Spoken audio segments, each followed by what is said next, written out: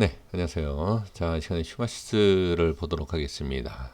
진다키트 관련주로 어떻게 보면 대장주 이 역할을 했었던 종목인데 지금 최근에 들어서 지금 주가가 좀 빠지고 있는 이런 모습을 볼 수가 있습니다. 지금 이 상황에서는 저는 글쎄 지금 코로나 확진자가 세계적으로 엄청나게 좀 늘고 있는 상황이고요. 그걸 이게 이제 연속성 계속 이제 확진자가 늘어난다라고 하면 어마어마한 실적 그리고 뭐 좋은 얘기가 나올 수 있지만 주가는 이미 그것을 어느 정도 예상을 하고 항상 먼저 움직인다. 그러니까 더 큰 상승을 가기 위해서는 시간이 좀 필요하고 그다음에 확실한 어떠한 뭐 실적이라든지 그 내용들이 추가로 좀 나와줘야지만이 더 큰 상승이 나올 수 있지 않을까. 그러니까 주식이라는 게 어느 정도 위치를 상승한다라고 하면 그 이유가 있습니다. 그러니까 거기까지 가고 거기에서 밀리는. 제가 이 뭐 시젠이라든지 뭐 이제 파미셀 이제 이렇게 종목 분석을 해드릴 때 말씀을 드렸던 내용들이 대부분 이제 그런 내용이죠. 주가는 매수가 좀 많아야 된다. 그러니까 어떠한 이슈, 어떠한 기사, 어떠한 뭐 재료 아무리 대단한 재료다 하더라도 계속 올라갈 수 있는 게 아니다. 그런 말씀을 제가 좀 자주 드리고 있습니다. 그래서 그 부분의 한 그냥 모습이다. 그렇게 그냥 생각하시는 것이 가장 중요하지 않을까 싶습니다.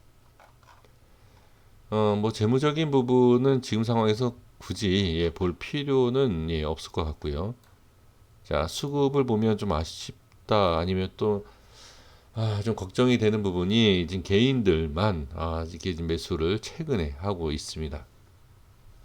그러니까 우리 개인 투자자 뭐 저도 여기에 속하지 않습니까? 근데 이제 개인 투자자분들 생각하는 것이 지금 아까도 말씀드린 것처럼 코로나 확진자가 많아진다. 그러면 그 내용에 있어서 모르는 사람은 없죠. 그런데 기관과 외인은 왜 매도를 하냐라는 거죠. 얘네들은 그걸 몰라서 매도를 하겠습니까? 그게 아니죠.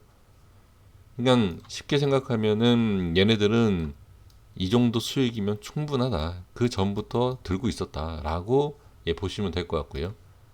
개인들은 설마 여기에서 매수했는데 계속 올라갈 것 같아서 저 꼭대기에서도 매수는 하진 않겠죠. 그렇죠? 그래서 지금 그런 것보다는 역시 지금 어떻게 보면 개인들이 이후에 지금 매수가 되어 있고 이제 표현이 그렇지만 죄송한 표현이지만 좀 물려 있는 그런 상황이다라고 좀 볼 수가 있습니다.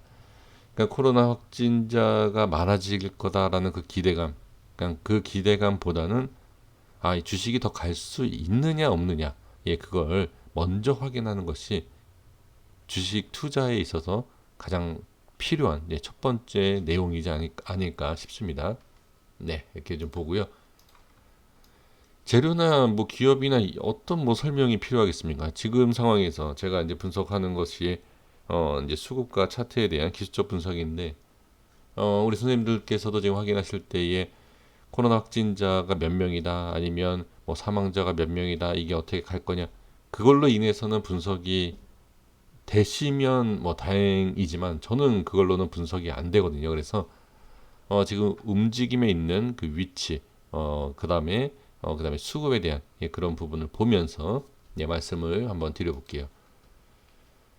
지금 이 파동과 이런 모습을 봤을 때는 지금은 일단은 단기적으로, 장기적으로는 뭐라고 얘기할 수 있는 부분은 없겠죠.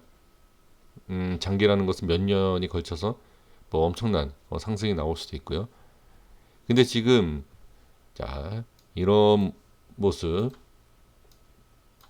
이런 모습, 이 모습만 봤을 때 이 꼬리가 있건 없건 상관없이 꼬리가 없다 하더라도 이 모습에서는 단기적으로 저는 끝났다. 상승은 끝났다 이렇게 말씀을 좀 드려야 될 것 같아요. 그러니까 이 내용만 딱 들으셨을 때는 바로 좀 그렇죠. 제가 다음에 어떤 분석을 해드려도 사실 좀 듣기가 좀 그러실 거예요. 그런데 일단 이 모습 패턴에 대한 부분, 이 모습으로 봤을 때, 자 일단은 지금은 어느 상승에 대한 부분은 제한적이다. 이렇게 말씀을 드릴 수가 있고요. 지금 주봉상에서도 그래요. 월봉도 그렇지만 주봉상에서도 지금 이러한 패턴이 나오죠. 그러면 일단은 상승은 제한이다. 이렇게 보여집니다. 그러니까 이거는 다 알 수 있는 내용을 그냥 제가 대신해서 말씀드리는 거예요. 어느 누가 봐도 아 이거는 끝났네 라고 얘기할 수 있다는 얘기죠. 그런데 여기서 이제 추가 상승이 나오기 위해서는 조건이라는 게 있지 않습니까?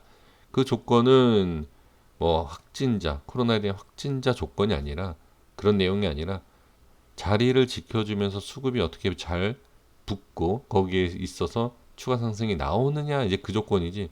코로나 확진자가 많다, 코로나 확진자가 뭐 줄어든다.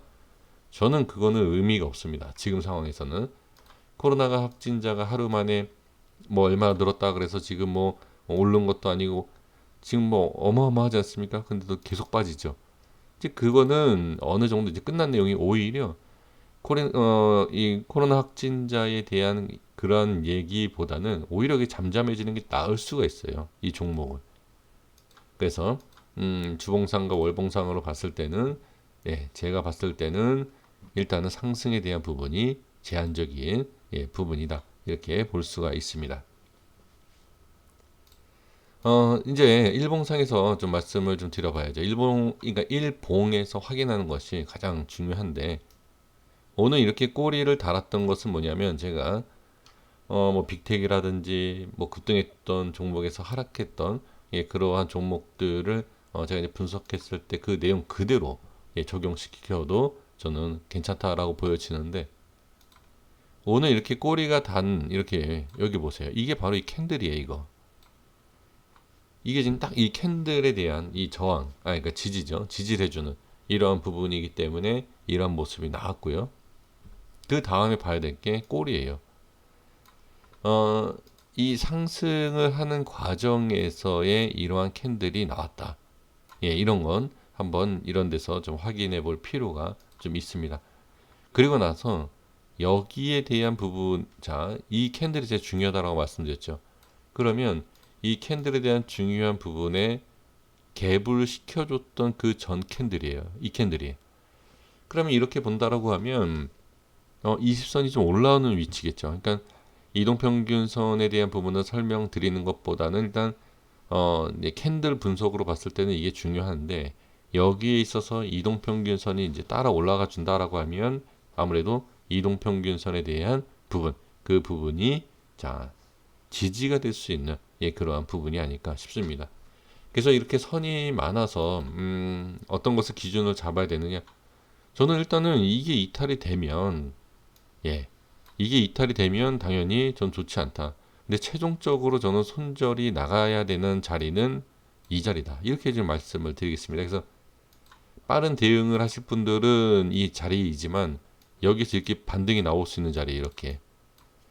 그래서 제가 만약에 이걸 들고 있다라고 하면 이 자리가 깨질 때마다 이렇게 올라가더라도요. 주식은 뭐 올라갔다 내려갔다 뭐 알 수 없지 않습니까? 하지만 기준을 잡고서 매매를 해야 되기 때문에 저는 여기가 이탈되면 현금화 하겠습니다. 부분적으로라도. 그리고 나서 최종적으로 만약 밀린다. 밑에서 반등이 나오든 뭐하든 그것은 나중 얘기예요. 그러니까 확실하게 반등이 나온다. 또는 더 밀릴 수도 있고 이거는 어떻게 얘기할 수 있는 부분이 아니기 때문에 그 바로 그 장중에 그 대응을 해야 되는 부분이기 때문에 이게 내일은 이렇겠지, 모레는 이렇겠지. 지금 그러한 생각과 그 다음에 그러한 대응 때문에 이렇게 된 거예요. 그러니까 어떻게 보면 자 여기에서 이렇게 자 지금 이 자리에서 지금 하한가가 나오지 않았습니까? 하한가가 나오고 여기에서 어떻게 이런 모습이 나왔을 때 자, 충분히 여기에서도 매도, 현금화가 가능했었던 위치는 맞습니다. 그 이유가 뭐냐면, 자, 그러니까 거의 개파락이잖아요. 그러니까, 개파락이 아니라 개파락을 하면서 하한가를 만들었죠. 하한가를 만들고, 여기에서 제대로 다시 원위치를 시키지 못한다라는 것은 그냥 이 주가 흐름에 대한 그냥 악재예요. 그냥 좋지 않다라는 거죠. 그리고 나서 우리가 여기를 이렇게 올라갔을 때 빠지는 모습이 보면서 거래량이 터지죠. 이럴 때는 빨리 빼줬어야 돼요. 그러니까 이런 모습이 나오면 어느 정도, 자, 이게 여기에서 손절이 되지 않았다. 그러니까 이게 빠졌다라고 해서 말씀드린 게 아니라 여기와 여기와 여기에서라도 매도를 해야 되는 그러한 부분이 바로, 자, 이 캔들 때문에 그래. 이거 여기도 지금 이동평균선을 저항을 받는다 이렇게 생각할 수도 있어요. 그렇지만 제가 봤을 때는, 자, 여기 이렇게 갭이 생기지 않습니까? 이런 갭에 대한 이 캔들, 저는 이 캔들도 엄청난 저항대다.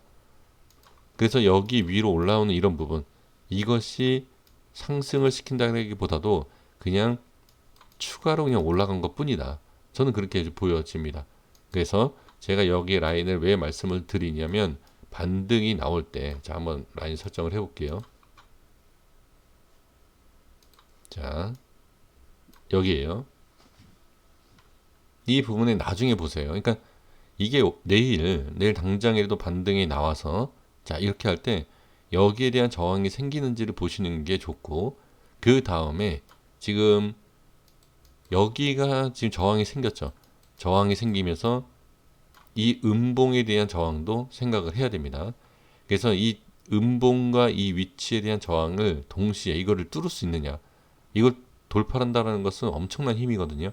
그래서 지금 이 자리를 이렇게 올리면서 안착하고 올라간다 라고 하면 당연히 이것도 충분히 고점을 돌파할 수 있습니다. 그러면서 우리가 얘기하는 이 쌍봉 이런 얘기하지 않습니까? 그쵸? 봉이 두 개인 거. 이 모양이 여기에서 과연 나오겠느냐? 아니면 여기에서 돌파가 나온다라고 하면 쌍봉이 아니라 큰 외봉이 하나가 나올 수도 있습니다. 그러니까 이게 지금 상황에서는 제가 처음에 뭐라고 말씀드렸죠? 처음에는 주봉과 얼봉상에서는 일단 끝났다. 이렇게 그냥 보시는 게 좋다. 미리 말씀을 드린 것이고요.